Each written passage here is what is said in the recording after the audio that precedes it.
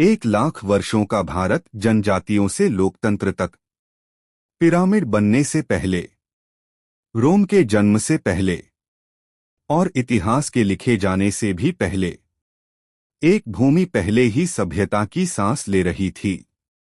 यह है भारत, केवल एक देश नहीं बल्कि मानवता, शक्ति, ज्ञान, संघर्ष और आत्मशासन की निरंतर यात्रा, जो 1 लाख वर्षों से भी अधिक पुरानी है। जब मुकुट और सिंहासन नहीं थे, तब भारत में नेतृत्व आग के चारों ओर जन्म लेता था। आदिम युग में लोग जनजातियों में रहते थे। न कोई राजा था, न महल, न लिखित कानून। जो सबसे शक्तिशाली शिकारी था, जो सबसे बुद्धिमान बुजुर्ग था, जो सबसे साहसी रक्षक था, वही नेता होता था। जीवित रहना ही शासन था, समुदाय ही शक्ति था। समय बदला, कृषि शुरू हुई, गांव बसे, और फिर इतिहास में एक चमत्कार हुआ। शहर उभरे, हड़प्पा, मोहनजोदड़ो, धोलावीरा, सीधी सड़कें, उन्नत जल निकासी व्यवस्था, मानकीकृत ईंटें। लेकिन कोई राजा की मूर्ति नहीं, कोई भव्य राजमहल नहीं, कोई शाही समाधि नहीं। शायद भारत के पहले शासक व्यक्ति नहीं, व्यवस्था, अनुशासन और सामूहिक उत्तरदायित्व थे। फिर आया वह युग जहां स्मृति कहानी बनी और कहानी पहचान। वैदिक और महाकाव्य काल ने भारत की आत्मा को आकार दिया। मनु मानवता के विधिदाता, इक्ष्वाकु सूर्यवंश के संस्थापक, अयोध्या के राजा दशरथ, और फिर आए राम, जो विजय से नहीं, चरित्र से याद किए गए।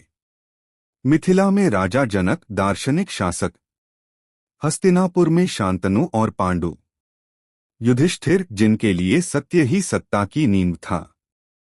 द्वारका में कृष्ण, जो यह सिखाते हैं कि नेतृत्व केवल शस्त्रों से नहीं, बुद्धि से चलता है। भारत केवल यह नहीं पूछ रहा था कि कौन शासक बने, बल्कि यह भी कि शासन कैसे किया जाए।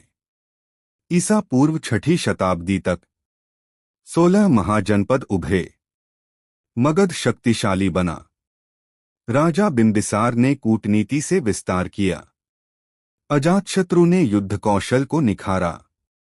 इसी काल में बुद्ध और महावीर की वाणी गूंजी, जो शासकों को याद दिलाती है कि करुणा विजय से अधिक शक्तिशाली हो सकती है। फिर आया वह पुरुष जिसने पहली बार भारत को एक किया। चंद्रगुप्त मौर्य। चाणक्य के मार्गदर्शन में एक विशाल साम्राज्य खड़ा हुआ। लेकिन इतिहास बदलने वाला नाम था अशोक। कलिंग के युद्ध के बाद अशोक ने रक्त देखा और शांति को चुना।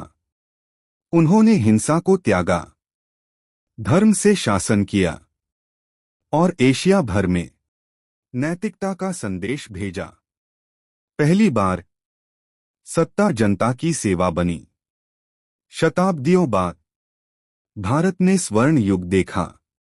गुप्त साम्राज्य, समुद्रगुप्त अपराजित विजेता, चंद्रगुप्त द्वितीय विक्रमादित्य, शून्य का ज्ञान, खगोल विज्ञान, नालंदा जैसे विश्वविद्यालय। यह वह युग था जब राजा ज्ञान की रक्षा करते थे और ज्ञान सभ्यता को मजबूत करता था। दक्षिण में शक्ति ने नया रूप लिया। चोल वंश, राजराज चोल, जिनके मंदिर आकाश को छूते हैं। राजेंद्र चोल, जिनके जहाज समुद्र पार करते हैं। भारत एक समुद्री और सांस्कृतिक महाशक्ति बना। उत्तर में हर्षवर्धन जैसे शासक दान और करुणा से राज करते हैं। भोज परमार जैसे विद्वान राजा सिंहासन पर बुद्धि को बैठाते हैं। फिर आया नया राजनीतिक युग। दिल्ली सल्तनत, रजिया सुल्ताना, जो रानी नहीं राजा की तरह शासन करती हैं।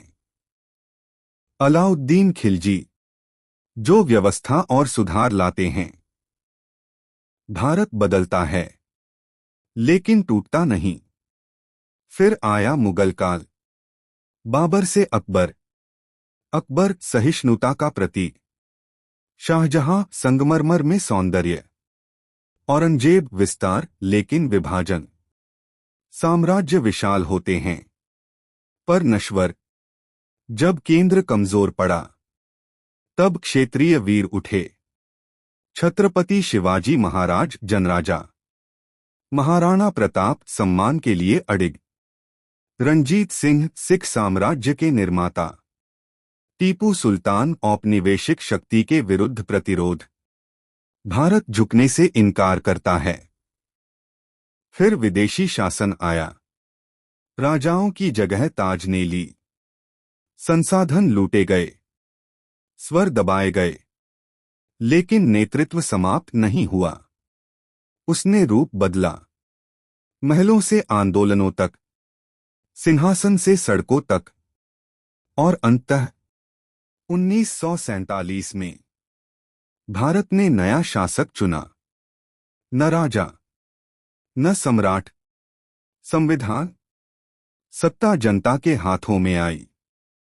डॉक्टर राजेंद्र प्रसाद से डॉक्टर एपीजे अब्दुल कलाम तक और राष्ट्रपति द्रौपदी मुर्मू तक भारत ने यह सिद्ध किया कि शासन की सर्वोच्च अवस्था आत्मशासन है।